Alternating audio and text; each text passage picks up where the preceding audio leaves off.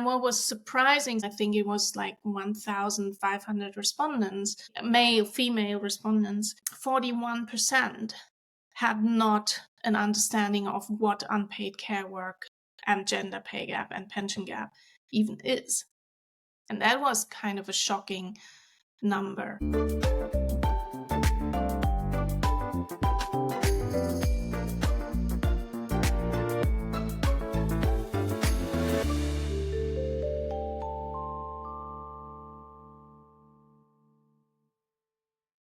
Welcome to the Lilith podcast. I am Caroline Myriel, your host, and invite you to join me to explore what sovereignty means for us as modern women, just like you and me. The Lilith myth is a story of a woman who stepped into her sovereignty and freedom. She represents an energy within us women that aims for right relationship and equality. In the Lilith podcast, we harness the Lilith energy to support us to become aligned, sovereign, and free from our past conditioning to break through to our highest level of autonomy. In the first season of the Lilith podcast, I have in-depth conversations with business anthropologist Lilith Wacker about the money truth of women. You will learn a lot about yourself, about your conscious and unconscious money behaviors, and hopefully it'll be worthwhile listening for you. You can understand when you have listened to this episode, what is the big trade-off you're likely making because you're looking at the world through the lens of a woman. And with me today is again Lilith, who has got a wealth of understanding through the studies and calculations she's made. Welcome back, Lilith, to help me get across this big trade-off that many women out there are not fully aware of. Yeah. Hi. Thanks for having me back. I'm really looking forward to dig deeper into the big trade-off or the big trade-offs. Yeah. So in the last episodes, we actually talked more about trade-offs that we make in different areas of our life on a, let's say, daily basis, but could be considered small. And, if you look at them, yeah, maybe that's not the big relevance. But if we accumulate all those, and we got to the conclusion that for us as women, trade-offs around or investing in social relations is very important to us. And that can actually give us some blind spots that I'd like to uncover and with you today, because I think once we understand, if we magnify it and we zoom out what we do on a daily basis and how we think about money on a daily basis, will have an effect on how we secure our survival, not only today, but also in the future.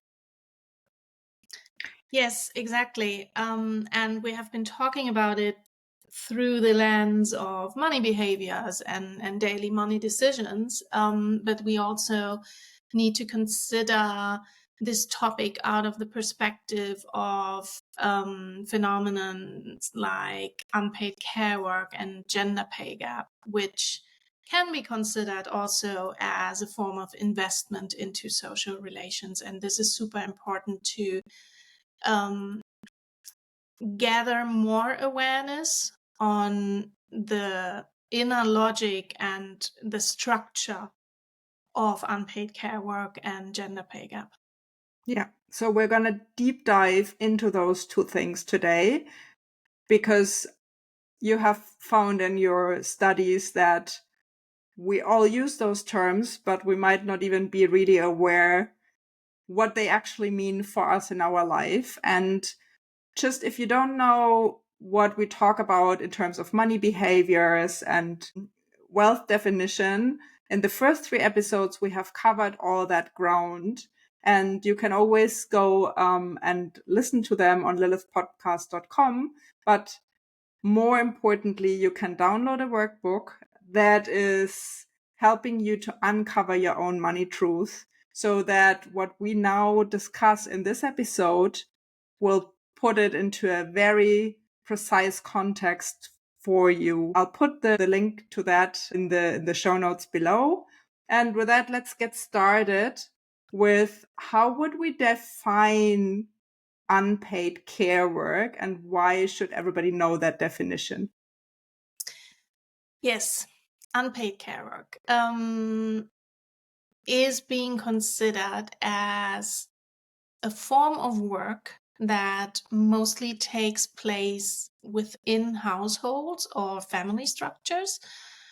Also, mostly, not necessarily, but most often performed by women, which is not paid. And it includes work and tasks like childcare, elderly care, taking care of sick family members, cooking, washing, like running the household, organizing presents for the kid's birthday party, organizing the birthday party of your husband or your friend or whatever. All those tasks can be counted into a form of work that is not being paid by any employer. And it's interesting that you say that because many women would just say, yeah, that's normal life. That's nothing special for me. But our point is, no, that's actually exactly the point. That is special. And if you take that as for granted, you're falling into the trap of womanhood. Can we say that? Well, I wouldn't consider womanhood as a trap. So that would push me into a Lilith moment, maybe. But no, it's not a trap. I think it is like we are so into our gender roles, like historically, that those tasks and skills feel supernatural to us, which is why we often don't think about it as women. And at the same time, it is not only about the tasks, it is also about the decision if you stay at home and take care for your children when you become a mother. It is also the decision to work in part time instead of going back full time. And all those decisions have an effect on our bank account because women, therefore, when they live in those structures, there are many, many other scenarios where you can create your life. But the majority of women, at least in Germany, I would say, live in those family structures and work part-time and take care of the children and are also still affected by the gender pay gap. We have numbers on that. And this feels so natural to us that some people aren't even aware of that. And so coming from our qualitative study where we talk with women about the meaning of money, we did some internal validation of just the terms and the awareness of the concepts of unpaid care work and gender pay gap and pension gap. And what was surprising, so this is like rather a model, it is not like an official science, but still in between, I think it was like 1,500 respondents, male, female respondents, 41% had not an understanding of what unpaid care work and gender pay gap and pension gap even is. And that was kind of a shocking number. So then let's say if I belong to the 40% who have no clue about what unpaid care work really means, let's say I can fall into that trap then, like taking it for granted and not even considering. And you and me, before we started recording that podcast, we have gone to a very, very helpful link, which is from UN Woman. And I'm going to put that link also in the show notes below. And that one is helping actually to define and to make more transparent how much time we actually spend on unpaid care work. But what we found is that because we didn't have it clear enough for us, it became like a discussion between the two of us. Okay, how much time do I actually spend for actual unpaid care work? Because if the definition is not clear, we might think we're doing far less than we're actually doing, right? Yeah, exactly. So I use this tool on a regular basis because I tend to forget how much unpaid care work I'm actually conducting. It's also, this number triggers some feelings. What's the Um, number? Do you want to share that with us? yeah, it's currently, like we just did it, it is 13 years. I performed 13 years of my life on unpaid care work, which means, I mean, I'm a mom of a child, of a teenager now, and I'm also partly taking care for my elderly father, which brings that number. But it is, yeah, if you think about that, 13 years, and you could say, I love every minute of the 13 years because I love spending time with my child and with my family and with my dad. And I love every second about that.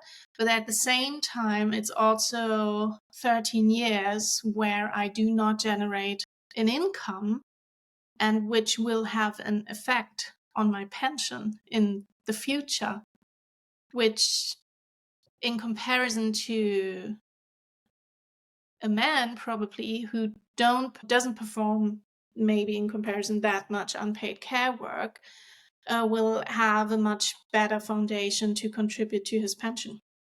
Hmm. So you're basically saying that the care work you're doing today and that you do because you love your loved ones, and that's very understandable, of course.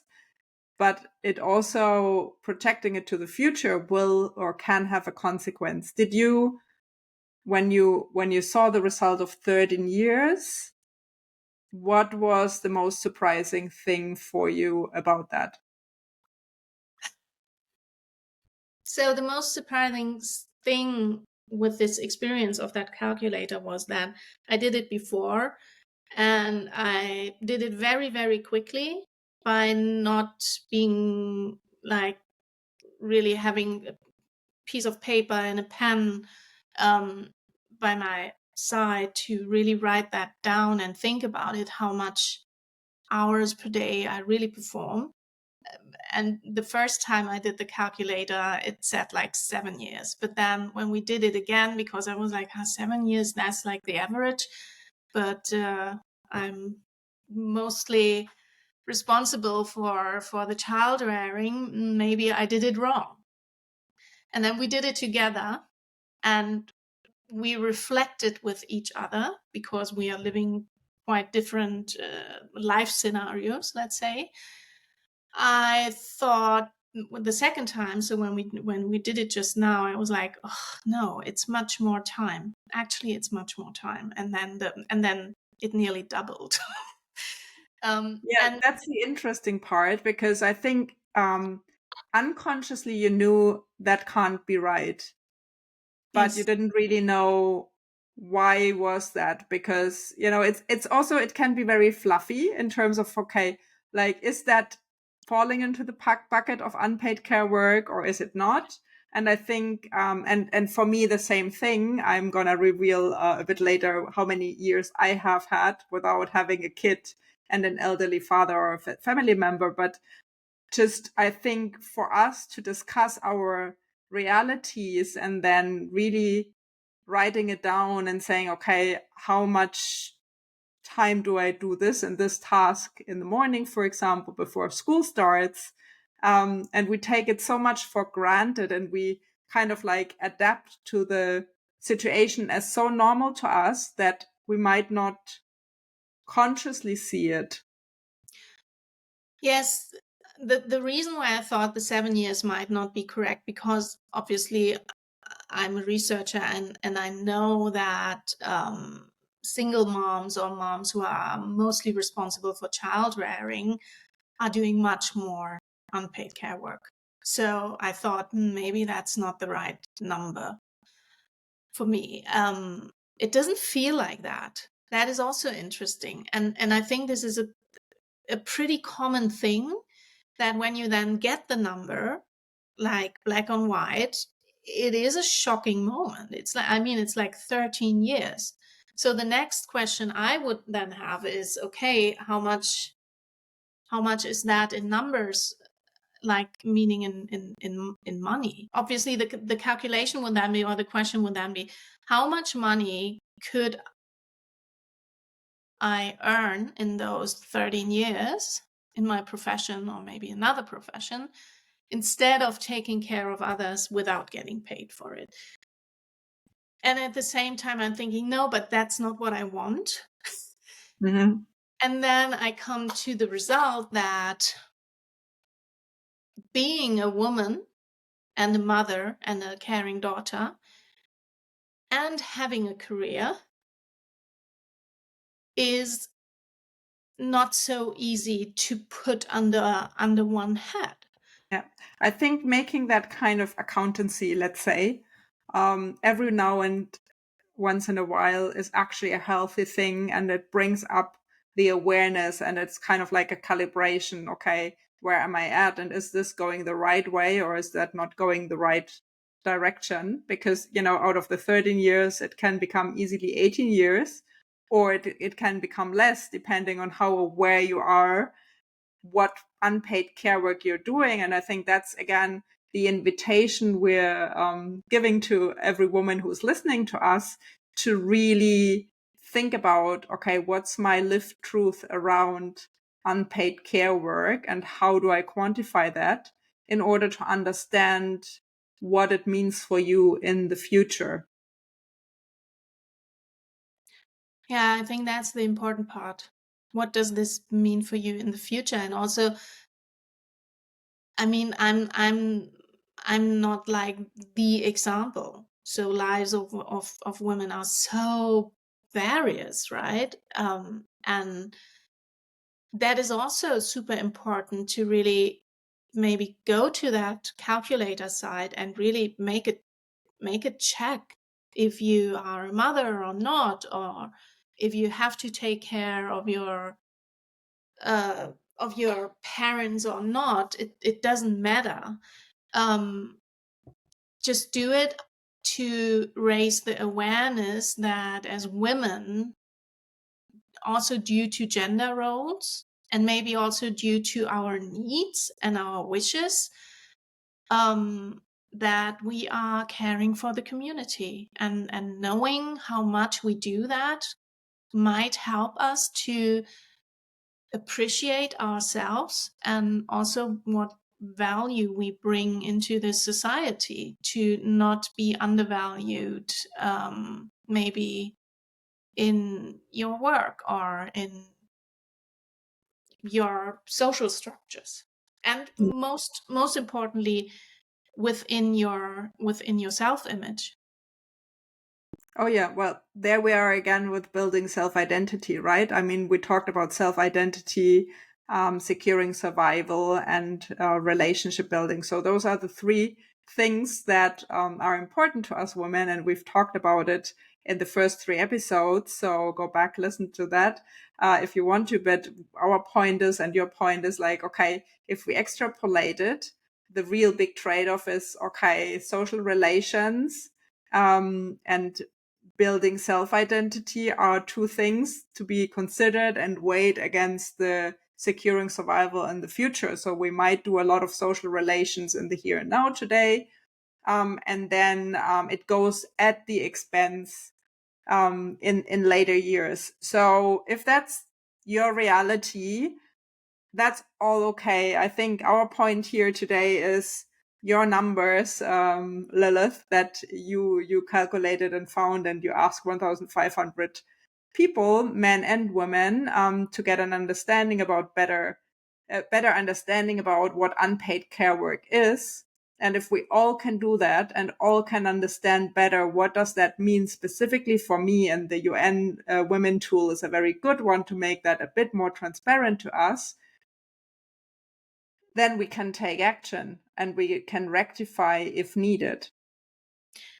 Well, so yes, we as Accenture Song did this attempt, like unscientific attempt of validating our findings, right? And we found that in total, meaning women and men, 41% have no understanding of what unpaid care work is. That is number one. The thing is, unpaid care work was at least understood as a concept, which we talked about that, needs more awareness. And the UN Women Calculator helps you.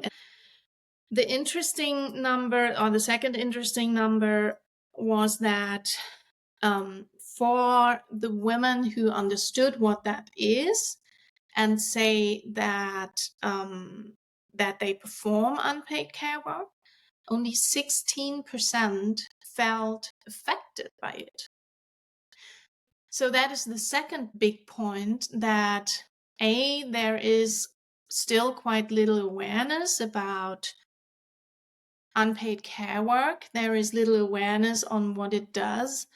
And women don't necessarily feel affected by that. And I feel that as well, because I'm saying I like to spend time with my child. I want to do that. Therefore, I don't perceive it as something like this is a bad thing or something, right? But still, it means that my pot of money is, in comparison to a man who doesn't perform that much unpaid care work. I'm not talking about all men here, obviously, but really like the rough extremes. That I really have, that money becomes scarce or scarcer in comparison to a man who doesn't perform unpaid care work. And that affects my financial future. That is the big trade-off if you want to go back in our 3 needs of wealth, that is the big trade-off of investing over proportionally, maybe, into social relations without any judgment, but having a hole in the future of securing survival, which then results in a pension pay gap when I'm getting old, or when women get old. And this is also, like, you can read it in the facts and numbers, that women are more affected by having very little pensions in the future, and already now, in comparison to men.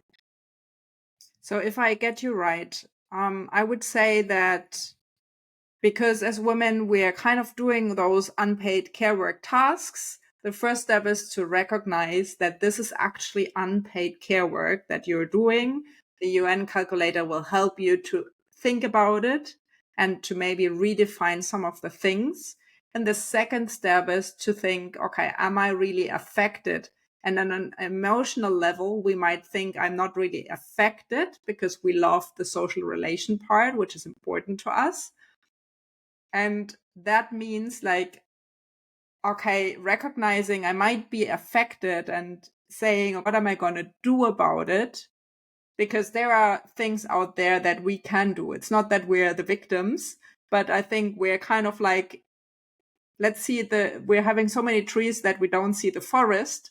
So the big trade-off becomes less visible for us. But when we recognize that we're actually making a big trade-off and that we are affected, and now I'm not saying that is the truth for everyone, but, better check, because it's going to be too late if you find that out 30 years down the road, in order to now take action and to decide, what am I going to do about it?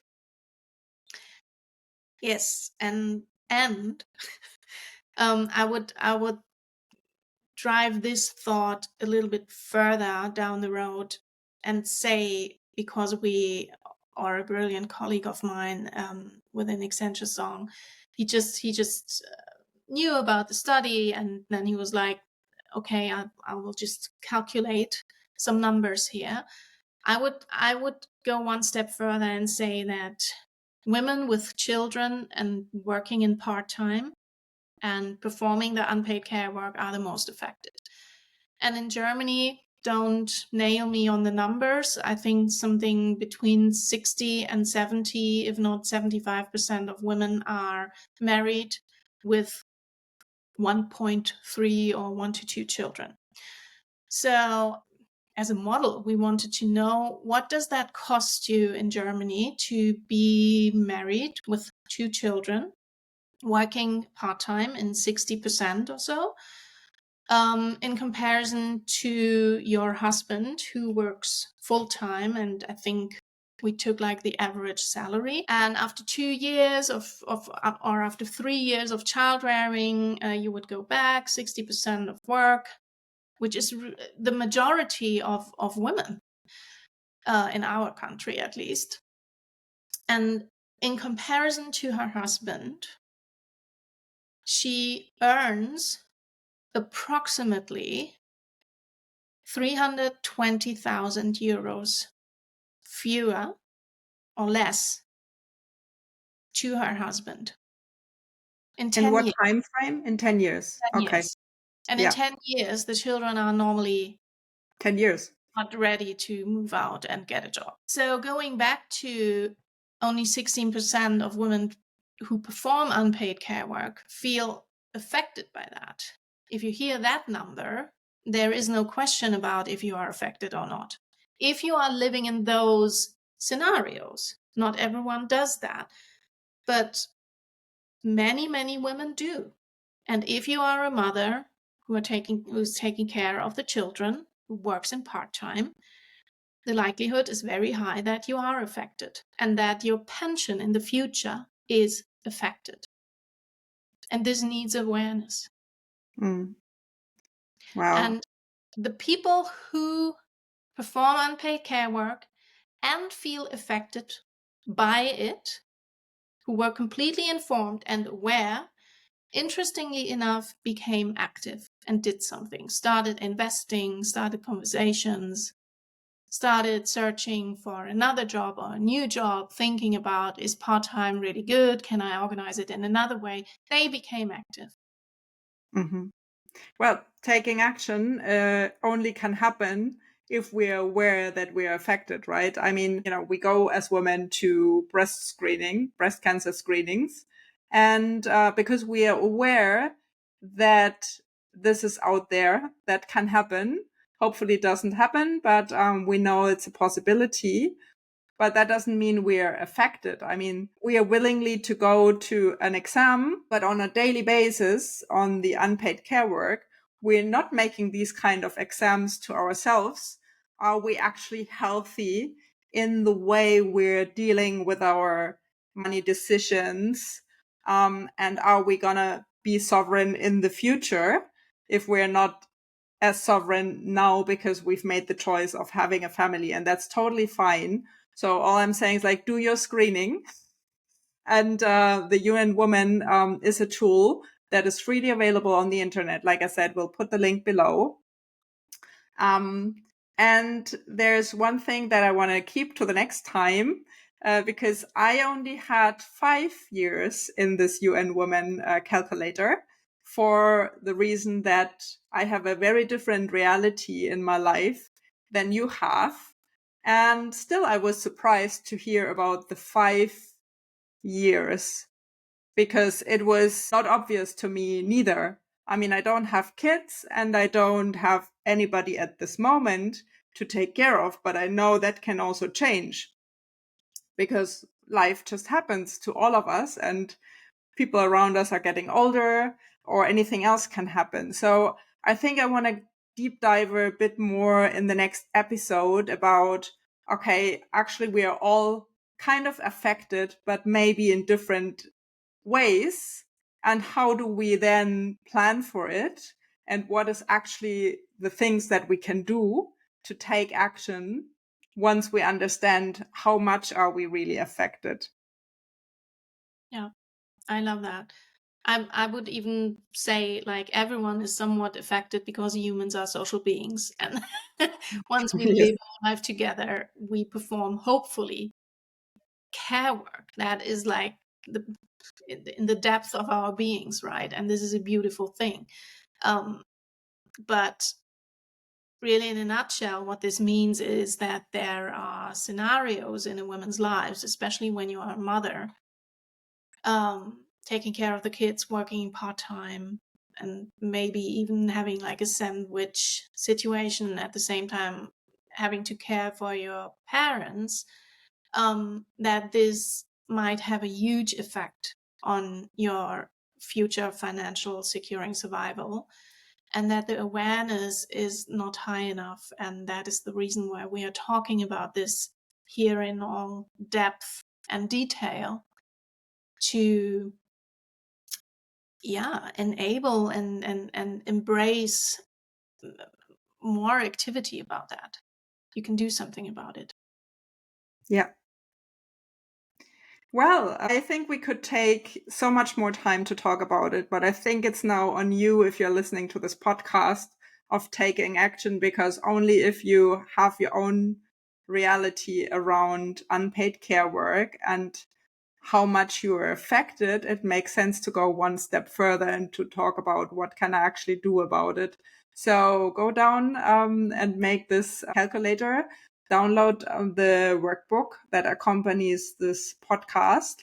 You can find it in the show notes at lilithpodcast.com/workbook. And thank you so much, Lilith, for bringing all those facts to the table of the research you and Accenture Song have done. I think this is really grassroots up work that we need to do in order to change the systems we live in for the better. Thank you so much. Thank you for asking me all those questions and unwinding this complex phenomenon. Really, I love it. Me too. And hopefully all the women out there love it too. So we all step more into our sovereignty and change the world for the better. You've listened to the Lilith podcast, and we are very happy that you're with us. Bye for now.